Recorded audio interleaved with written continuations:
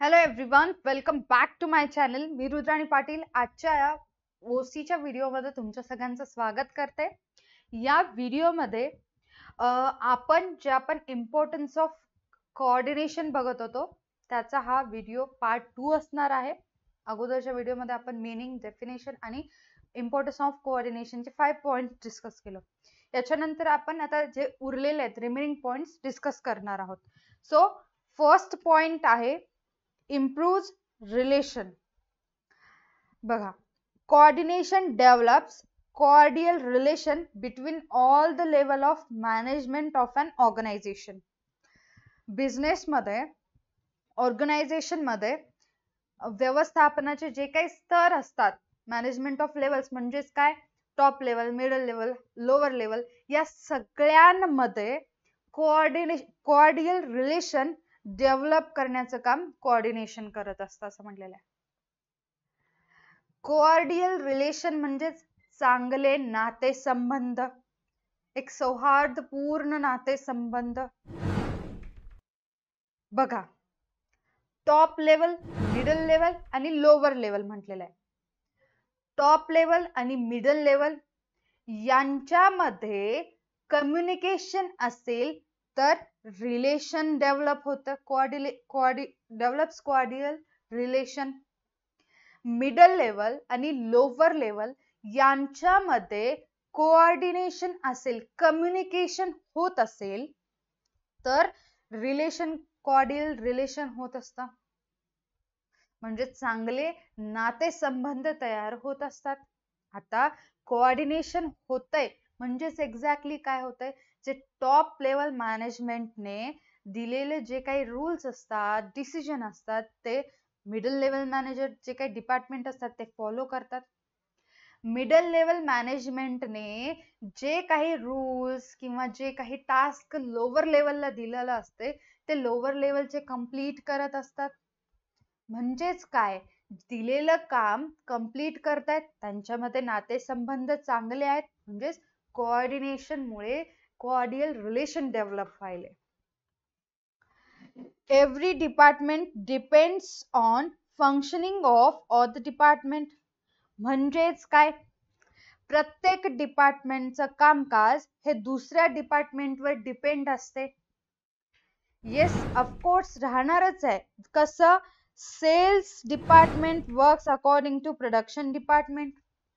तिकडे production department मध्ये production चालू असेल तरच सेलिंग डिपार्टमेंट मध्ये सेल्स होत असते, वस्तूंची सेल्स करत असतात. म्हणजेच काय, हे दोन डिपार्टमेंट एकमेकावर डिपेंड आहेत. एकमेकावर डिपेंडेड आहेत म्हणजेच यांच्यामध्ये कोऑर्डिनेशन असेल तर कोऑर्डियल रिलेशन डेव्हलप होत असतं. सेकंड एक्झाम्पल बघा, production department depends on purchase department. जोपर्यंत रॉ मटेरियल्स परचेस करणार नाही तोपर्यंत प्रोडक्शनचं काम प्रोडक्शन डिपार्टमेंट मध्ये सुरू होणार नाही. आहेत ना एकमेकांवरती डिपेंड. मग कोऑर्डिनेशन यांच्यामध्ये कोऑर्डियल रिलेशन डेव्हलप करत असतं. कसं करत असतं, म्हणजेच कम्युनिकेट करत असतात. मी आधी पण सांगितलं की बाबा याच्याबद्दल बोललं किंवा sales department works according to production department बद्दल बोललं तर सेल्स डिपार्टमेंटचे हेड, प्रोडक्शन डिपार्टमेंटचे हेड हे दोघं डिस्कस करणार. काय डिस्कस करणार, सेल्स डिपार्टमेंटचे हेड बोलणार की प्रोडक्शन व्हायले का, आपल्याकडे स्टोरेज आहे का प्रोडक्शनचं, तरच मी सेल्स करू शकेल. सेल्स कशाचं करणार, जे प्रोडक्ट्स तयार करतो त्याच आपण सेल्स करत असतो. दोघं मिळून डिस्कस करणार.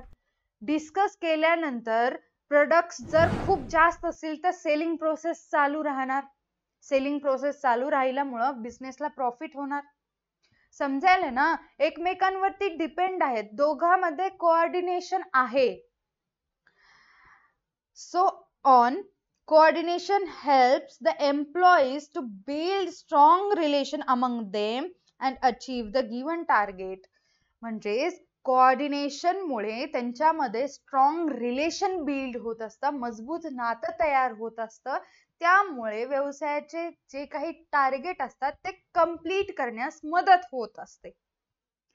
खूप सोपं आहे. ओके, आता मी जे फॅमिलीचे एक्झाम्पल सांगितलं होतं ते समजून घ्या. मग कसं सांगितलंय ते समजून घेऊ. आता मी म्हटलं होतं की grandfather, father, mother, daughter and son असे आपल्याकडे फॅमिली मेंबर्स आहेत म्हटलं होतं. तर फॅमिली मेंबर्स मध्ये कोऑर्डिनेशन असेल तरच उद्या पुढे चालून कोणती सिच्युएशन आली तर ते एकत्रित येऊन त्या सिच्युएशनला फेस करतील. ज्यावेळेस कोऑर्डिनेशन राहणार नाही त्यावेळेस त्यांच्यामध्ये कुठल्याही प्रकारची एखादी प्रॉब्लेम आली तर कोणी त्याला फेस करायला तयारच राहणार नाही, खचून जातील. कळलं ना? त्यांच्यामध्ये कोऑर्डिनेट रिलेशन कुठं तयार झालंच नाही. कधी तयार होईल? यांच्यामध्ये चांगलं कोऑर्डिनेशन आहे म्हणजेच काय, रोज सकाळी उठून एकमेकांची पूछताछ करतात, काय चालू आहे काय नाही, तुझ्या आयुष्यात काय चाललंय, काय करताय, मुलांना विचारतात, मुलं अभ्यास कसं करतायत याच्याकडे लक्ष देतात. मग यांच्यामध्ये चांगलं फोर्स बिल्ड होत असतं, रिलेशन चांगले होत असतात, कोऑर्डिनेट रिलेशन होतं, कुठली पण प्रॉब्लेम होते ते फेस करायला तयार राहतात. बिझनेस मध्ये सुद्धा सेम असतं असं म्हटलं मी. कसं? या ठिकाणी बघा, सगळे फंक्शन एकमेकांवरती डिपेंड आहेत. त्यांच्यामध्ये जर कोऑर्डिनेशन असेल तर ते सुरळीतपणे काम करतील. एकमेकांवरती डिपेंड आहेत पण त्यांच्यामध्ये जमत नसल्यास बिझनेस कसं काय पुढे जाणार? अजिबात पुढे जाणार नाही, तिथंच त्यांच्यामध्ये भांडणं होतील.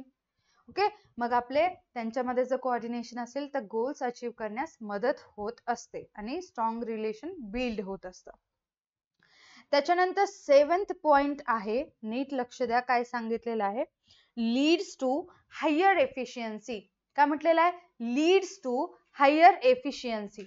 बघा, with the help of optimum utilisation of resources and effective integration of resources, the organization can achieve high returns in terms of high productivity and high profitability as well as can reduce cost. Efficiency म्हणजेच काय? Effectively work करणं, optimum utilisation करणं रिसोर्सेसचं आणि खर्च कमी करणं, म्हणजे जे काही प्रोडक्शन करण्यासाठी कॉस्ट असतं ते मिनिमाइज करणं, त्याला आपण एफिशियन्सी असं म्हणतो.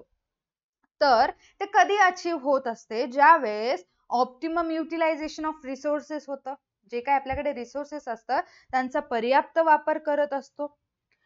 ठीक आहे, आणि इफेक्टिव्ह इंटिग्रेशन म्हणजेच काय, जे काही रिसोर्सेस असतात त्यांचं एकत्रीकरण केलं जातं, त्यांना एकत्रित आणलं जातं. द ऑर्गनायझेशन कॅन अचीव, त्यामुळे बिझनेस हाय प्रोडक्टिव्हिटी अचीव करत असतं आणि हायर प्रोफॅबिलिटी सुद्धा होत असतं. आता हाय प्रोडक्टिव्हिटी म्हणजेच काय, जसं आपण अगोदरच्या पॉइंट मध्ये बघितलं की production department depends on purchase department म्हटलेलं आहे. जोपर्यंत रॉ मटेरियल्स बिझनेस मध्ये येणार नाहीत तोपर्यंत प्रोडक्शन चालू होणार नाही. मग त्यावेळेस आपल्याला हे हाय प्रोडक्टिव्हिटी अचीव करता येईल का? किंवा बघा, प्रोडक्शन डिपार्टमेंट आणि परचेस डिपार्टमेंट यांच्यामध्ये जमतच नाही, यांच्यामध्ये 36चा आकडा आहे, भांडणं होत असतात, सतत भांडणं होत असतात, कोऑर्डिनेशन नाहीच आहे. मग हाय प्रोडक्टिव्हिटी अचीव होईल का? प्रोडक्ट चांगला दिसेल का? हाय प्रोडक्टिव्हिटी म्हणजेच काय, प्रोडक्ट एकदम चांगल्या क्वालिटीचं असणं, उत्पादन आपलं जे काही प्रोडक्शन असतं ते चांगलं होणं, उत्तमातलं उत्तम होणं. म्हणजेच काय, परचेस डिपार्टमेंट आणि प्रोडक्शन डिपार्टमेंट यांच्यामध्ये जर कोऑर्डिनेशन असेल तर हाय प्रोडक्टिव्हिटी अचीव करता येते. कोऑर्डिनेशन आहे, भांडणं होत नाहीत, लक्ष फोकस ठेवून काम करतायत, एकमेकांची खुसपट काढण्याकडे लक्ष देत नाहीत. ओके, त्याच्यानंतर पुढे दस कोऑर्डिनेशन लीड्स, 1 मिनिट हे कट करते, coordination leads to higher efficiency. आणि कोऑर्डिनेशन जास्त म्हणजे उच्चतम कार्यक्षमता मिळवण्यासाठी सुद्धा लीड करत असतं. ओके, अतिशय सोपा पॉइंट होता हा. या पॉइंट मध्ये तुम्हाला काय काय लक्षात ठेवायचंय? Optimum utilisation of resources and effective integration. या गोष्टी केल्यामुळे आपण काय अचीव करू शकतो? हाय प्रोडक्टिव्हिटी, हाय प्रोफॅबिलिटी आणि जे काही कॉस्ट असतं ते रिड्यूस होत असते. या पॉइंट मध्ये एवढंच लक्षात ठेवा. त्याच्यानंतर नेक्स्ट पॉइंट आहे इम्प्रूव्ह गुडविल. कोऑर्डिनेशन मुळे गुडविल सुद्धा इम्प्रूव्ह होतं. पहा, higher sales and higher profitability, higher sales and higher profitability can achieved due to synchronized efforts of organizational people, strong human relation and lower cost. नीट बघा, आपण higher cells आणि higher profitability कधी achieve करू शकतो? ज्या वेळेस आपण आपल्या बिझनेस मधले एफर्ट सिंक्रोनाइज करतो, समप्रमाण म्हणजेच एकत्रित आणतो. दोन गोष्टी एकाच वेळी घडून येतात, एकत्रित आणले जातात, तर आपण सिंक्रोनाइज म्हणत असतो. म्हणजेच एफर्ट्स सिंक्रोनाइज होत असते आणि जे काही आपल्या बिझनेस मध्ये अनेक लोक असतात त्यांच्या एफर्ट्स सिंक्रोनाइज होत असतं. स्ट्रॉंग ह्युमन रिलेशन असतं, मजबूत नाते संबंध असतात आणि लोअर कॉस्ट असते. प्रोडक्ट बनवण्यासाठी कॉस्ट सुद्धा कमी असतो. त्यावेळेस आपण higher sale and higher profitability आणत असतो. आता हे समजून घ्यायचं असेल तर नीट समजून घ्या. आपल्या बिझनेस मध्ये खूप सारे एम्प्लॉईज काम करत असतात, एक नाही तर खूप सारे असतात. सॉरी, या ठिकाणी बघा खाली, ठीक आहे, खूप सारे कर्मचारी एम्प्लॉईज काम करत असतात असं म्हटलं. आता हे जे काही एफर्ट्स हे जे काही एफर्ट्स आपल्या बिझनेस मध्ये घेत आहेत, या सगळ्यांच्या एफर्ट्सचे इंटिग्रेट केलं जातं किंवा सिंक्रोनाइज केलं जातं. यांचे जे काही एफर्ट्स आहेत ते सिंक्रोनाइज केले जातात किंवा इंटिग्रेट केले जातात. कारण सगळ्यांचा गोल एकच आहे. ते ज्या पद्धतीने गोल अचीव करतात ते सगळ्यांचा गोल एकच आहे. म्हणून त्या सगळ्यांचे जे काही एफर्ट्स असतात ते त्या सगळ्यांचे गोल्स अचीव करण्यासाठी त्यांच्या सगळ्यांचे एफर्ट्स एकत्रित आणले जातात. त्यांचे एफर्ट्स एकत्रित आणले जातात म्हणजेच काय? रिलेशन सुद्धा त्यांच्यामध्ये स्ट्रॉंग असतं, चांगलं रिलेशन असतं. मग हे चांगल्या पद्धतीने काम करतायत, ऑप्टिमम युटिलायझेशन करतायत रिसोर्सेसचं, भांडण नाहीत, काहीच नाहीत, पाहिजे तेवढ्याच रिसोर्सेसचा वापर करत आहेत. मग याच्यामुळे कॉस्ट सुद्धा कमी होत असतो. कॉस्ट म्हणजेच खर्च कमी होत असतो. कॉस्ट कमी झाल्यामुळे प्रॉफिट जास्त होत असतं बिझनेसला. सेल्स वरचेवर वाढत असतं. बघा, कॉस्ट कमी होतं म्हणजेच काय? आता आपल्याला एखादी वस्तू तयार करायला, एखादा प्रोडक्ट तयार करायला 10 रुपये खर्च येत असेल, कॉस्ट 10 रुपीज असेल, तर आपण कोऑर्डिनेशन द्वारे ते कॉस्ट आपण 8 रुपीज वरती आणलो. आधी 10 रुपये कॉस्ट येत होता, आता ते कॉस्ट 8 रुपीज येते. म्हणजेच आपल्याला प्रॉफिट किती झाला? 2 रुपयाचा प्रॉफिट या ठिकाणी झाला. आधी काहीच प्रॉफिट होत नाही, 10 रुपये खर्च येतोय, आपण 10 रुपयालाच ती वस्तू विकायचो. पण यावेळेस आपण चांगल्या पद्धतीने कोऑर्डिनेशन केल्यामुळे कॉस्ट कमी झाला. कॉस्ट कमी झाल्यामुळे प्रॉफिट सुद्धा आपल्याला या ठिकाणी झालेला आहे. म्हणून कोऑर्डिनेशन अतिशय महत्वाचा आहे. कशासाठी? बिझनेस मध्ये प्रॉफिट वाढवण्यासाठी. पुढे, it directly result into creating goodwill for organization in the market. बघा, ज्यावेळेस आपण आपल्या वस्तू मार्केटमध्ये मोठ्या प्रमाणात सेल्स होत आहेत, जिकडे तिकडे आपली चर्चा आहे, आपल्याला खूप प्रॉफिट होतोय, बिझनेस एक्सपांड होतोय, मोठ्या प्रमाणात एम्प्लॉईजची रिक्वायरमेंट येत आहे, वॅकन्सी उपलब्ध करतोय, सिलेक्शन करतोय, खूप मोठ्या गोष्टी आपण आपल्या बिझनेस मध्ये करत आहोत.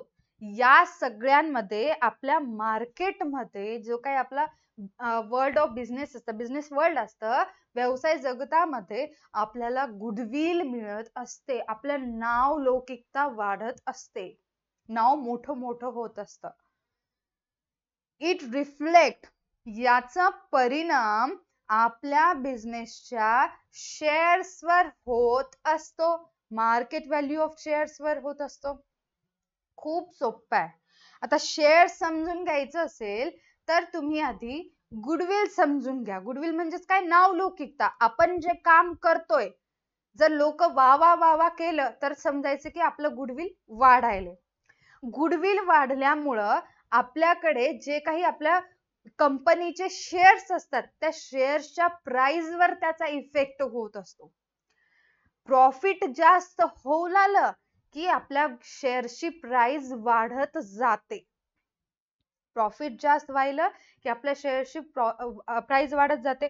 आता प्राइस कसं वाढत जाते, कारण जे रिटेलर्स असतात, जे काही आपल्यासारखे आपण सगळे जे काही घेणारे शेअर्स घेणारे रिटेलर्स असतो, आपण कधी पण शेअर्स घेते वेळी तुम्ही जरी फ्युचर मध्ये ट्रेडिंग करत असाल, आपण म्हणजेच रिटेलर्स आधी त्या कंपनीचं प्रॉफिट बघतात आणि लॉस बघतात. वरचेवर त्या बिझनेसला आज एवढं झालं, उद्या एवढं झालं, उद्या एवढं झालं. जर प्रॉफिट वाढत असेल तरच शेअर्स परचेस करतात. मोठ्या प्रमाणामध्ये रिटेलर्सने जर शेअर्स परचेस केले, ऑटोमॅटिकली त्या शेअरची मार्केट व्हॅल्यू वाढत असते, प्राइस वाढत असते. समजायले? जे काही शेअरची प्राइस असंच वाढत नाही, शेअरची प्राइस वाढवणारे आणि कमी करणारे सुद्धा आपणच असतो. ही खूप बेसिक गोष्ट आहे, सगळ्यांना माहिती आहे. ठीक आहे, आपल्यावर डिपेंड असतं.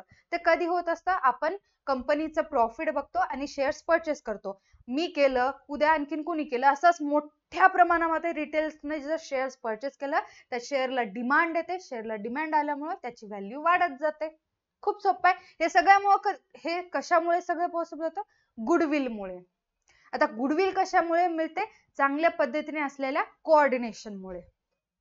ओके, त्याच्यानंतर त्याचबरोबर मार्केटमध्ये इमेज सुद्धा चांगली बिल्ड होत असते, गुड इमेज समोर येत असते. जसे की आपण रिलायन्स इंडस्ट्री बघत असतो, टाटा बघत असतो. टाटा TCSचे तर केवढे आहे, टाटा मोटर्सचे शेअरची प्राइस जाऊन तुम्ही चेक करा, व्हॅल्यू जाऊन चेक करा, इतकी जास्त आहे. कशामुळे, त्यांनी आजपर्यंत केलेल्या कामगिरीमुळे, त्यांनी मिळवलेल्या गुडविलमुळे जास्त आहे. समजायले? म्हणजेच कोऑर्डिनेशन इतपत महत्वाचं असते, लक्षात ठेवा. त्याच्यानंतर आपण 9th पॉइंट बघणार आहोत, युनिटी ऑफ डायरेक्शन. बघा काय पॉइंट आहे, युनिटी ऑफ डायरेक्शन. चेक करा. Different activities are performed by different departments. खूप सोपं सांगितलेलं आहे. डिफरंट ऍक्टिव्हिटीज, वेगवेगळ्या क्रिया वेगवेगळ्या डिपार्टमेंट द्वारे परफॉर्म केलं जातं, कामगिरी सादर केली जाते. म्हणजे सेल्स डिपार्टमेंट सेलिंगचं काम करतं, प्रोडक्शन डिपार्टमेंट प्रोडक्शन काम करतं, purchase department raw materials purchase करत असतं, पॅकेजिंग डिपार्टमेंट जे काय ऍडव्हर्टाइजमेंट डिपार्टमेंट असतं ते ऍडव्हर्टाइजमेंटचं काम करतं. प्रत्येक डिपार्टमेंट डिफरंट काम करत असतं. Coordination harmonise these activities for achieving common goal of organization. आता जे वेरियस ऍक्टिव्हिटीज आपण जे करत असतो त्यामध्ये त्या ऍक्टिव्हिटीज असतात, त्यांच्यामध्ये त्या ऍक्टिव्हिटीजला हार्मोनाइज केलं जातं. हार्मोनाइज म्हणजे सुसूत्रता मांडणी केली जाते, सुसूत्रता आणली जाते. म्हणजे कोण काय करणार, कसं करणार, कोणतं डिपार्टमेंट काय करणार, कशा पद्धतीने करणार हे कम्युनिकेशन करून सांगितलं जातं, कोऑर्डिनेशन केलं जातं.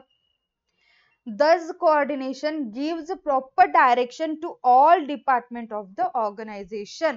आणि अशा पद्धतीने कोऑर्डिनेशन आपल्या सर्व डिपार्टमेंट, व्यवसायामध्ये असणाऱ्या सर्व डिपार्टमेंटला चांगल्या पद्धतीने प्रॉपर डायरेक्शन सुद्धा देऊ शकतं. ओके, खूप सोपं आहे. Unity of direction. बघा मी म्हटलं होतं डिफरंट डिपार्टमेंट असतात, सगळ्यांचं गोल एकच असतं. डिफरंट डिपार्टमेंट असतात, सगळ्यांचं गोल एकच असतं. फक्त मॅनेजरला हे सगळे जे काही एफर्ट्स देत आहेत त्या एफर्ट्स एकाच दिशेने घेऊन जाण्यासाठी कोऑर्डिनेशन आणावं लागतं. यांच्यामध्ये कोऑर्डिनेशन आणावं लागतं, तरच कॉमन गोल आपले अचीव्ह होत असतात. बघा लास्ट पॉइंट राहिलेला आहे आणि हा सुद्धा अतिशय सोपा आहे. स्पेशलायझेशन म्हणजेच विशेषीकरण. काय सांगितलेलं आहे? All departments of the organisation are headed by experts in respective fields, in their respective fields. म्हणजेच आपल्या बिझनेसमध्ये डिफरंट डिपार्टमेंट्स असतात. त्या डिपार्टमेंट्समध्ये काही एक्सपर्ट सुद्धा असतात. हेडेड बाय एक्सपर्ट म्हणजेच त्या डिपार्टमेंटसाठी एक्सपर्ट सुद्धा आपण त्यांची रिक्वायरमेंट नुसार त्यांना सिलेक्ट केलेलं असतं आणि ते त्यांच्या फील्डमध्ये पारंगत असतात, एक्सपर्ट असतात त्यांच्या फील्डमध्ये. तर द स्पेशलाइज्ड नॉलेज ज्या एक्सपर्टला आपण सिलेक्ट करत असतो त्या एक्सपर्टचं specialised knowledge this departmental head helps in managerial decision. त्यांचं जे काही एक्सपर्टचं नॉलेज असतं ते आपल्याला व्यवस्थापकीय निर्णय घेण्यासाठी मदत होत असतात. कसं? आता फायनान्स डिपार्टमेंट आहे. फायनान्स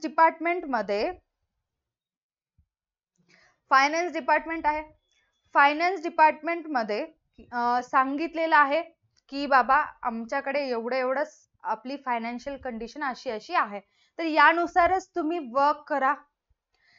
एक्सपर्ट फायनान्स डिपार्टमेंट मध्ये सुद्धा ठेवलेला आहे ना, मग कोणत्या गोष्टीसाठी किती खर्च करायचा हे सुद्धा तो सांगणार. मग त्याचं ऐकणार सुद्धा पाहिजे, समजायले, त्याचं ऐकणार सुद्धा पाहिजे की आपल्याकडे फायनान्स म्हणजे मनीच नाहीये, आपल्या फायनान्शियल कंडिशन बेकार आहे, तर आपण रॉ मटेरियल आणतोय, जास्त ऍडव्हर्टाइजमेंटसाठी खर्च करतोय, विविध गोष्टी करतोय, यामुळे बिझनेस जात असतो पाण्यात.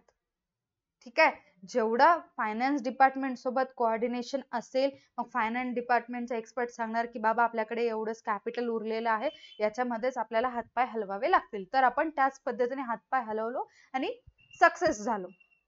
आणखीन एक एक्झाम्पल बघा समजून घेण्यासाठी. स्पेशलायझेशन एक अकाउंटिंग डिपार्टमेंट आहे आणि सेलिंग डिपार्टमेंट आहे. आपण प्रत्येक डिपार्टमेंट मध्ये हेड चूज केलेला आहे, प्रत्येक डिपार्टमेंटचं हेड सिलेक्ट केलेलं आहे आणि ते त्या पद्धतीने काम पण करतात. पण या डिफरंट डिपार्टमेंटच्या हेड्स मध्ये कोऑर्डिनेशनच नाहीये. अकाउंटिंग डिपार्टमेंट मधले हेड चांगल्या पद्धतीने काम करते, उद्या चालून सेलिंग डिपार्टमेंट मधले येतात, तू हे असं का करायलास म्हणून म्हणतात, परत दोघं भांडून घेणार. म्हणून डिपार्टमेंटचे जे काही हेड असतात त्यांच्यामध्ये कोऑर्डिनेशन असेल तर त्यांच्या नॉलेजचा फायदा बिझनेसला होतो. कशासाठी होतो? मॅनेजरियल डिसिजन घेण्यासाठी होत असतो. Okay done. पुढे it leads organization to march towards growth and success in the competitive world of business. यामुळे संघटना व्यवसायाच्या स्पर्धात्मक जगतात समृद्धी, सक्सेस म्हणजेच ग्रोथ, वाढ आणि यशाकडे वाटचाल करत असतं. कशामुळे पॉसिबल होत असतं? कोऑर्डिनेशन मुळेच पॉसिबल होत असतं.